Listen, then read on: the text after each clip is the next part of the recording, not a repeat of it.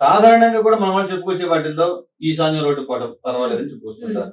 అయితే ఎక్కువ ప్రమాదకరంగా ఉండే రోడ్డు పోట్లు ఏంటో నేను హ్మ్. చెప్తానన్నమాట అండి. ఉత్తర వాయువ్యంలో ఉండే రోడ్డు పోటు చాలా హ్మ్. ప్రమాదకరంగా హ్మ్. ఉంటుందన్నమాట అండి. వాటి వల్ల అనేక రకమైన కోర్టు వివాదాలు ఎక్కువ వచ్చే పరిస్థితులు ఆ! ఉంటాయి. వాయువ్య భాగంలో కానీ, హ్మ్. పడమట వాయువ్యం కానీ, అయితే ఈ ఉత్తర వాయువ్యం రోడ్డు పోటుని ఎక్కువగా తీసుకుంటుంటారన్నమాట అండి. హ్మ్. ఈ ఉత్తర వాయువ్యంలో రోడ్డు పోటు ఏదైతే ఉంటుందో దాన్ని మనం తీసుకున్నట్లయితే వాళ్ళకి అనేక రకమైన కోర్టు సంబంధ వ్యవహారాలు ఎక్కువగా వస్తుంటాయన్నమాట. ఎప్పుడో ఎవరికో డబ్బులు ఇవ్వకపోవడం వల్ల హ్మ్. దానిలో వచ్చే సమస్యలు ఇలాంటివన్నీ కూడా వస్తుంటాయి.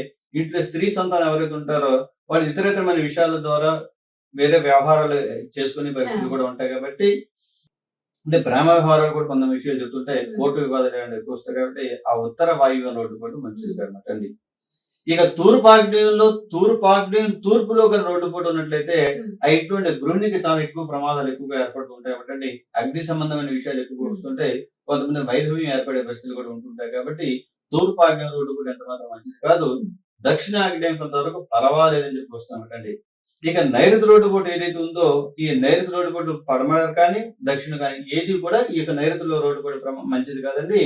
ఈ నైరుతి రోడ్డు పట్టుల పరిస్థితులు ఏంటంటే ఇంచులో ఇంచుమించు కూడా యజమాని లేక యజమానురాలికి మరణ సూచకంగా ఉంటుందని కూడా చెప్పబడింది.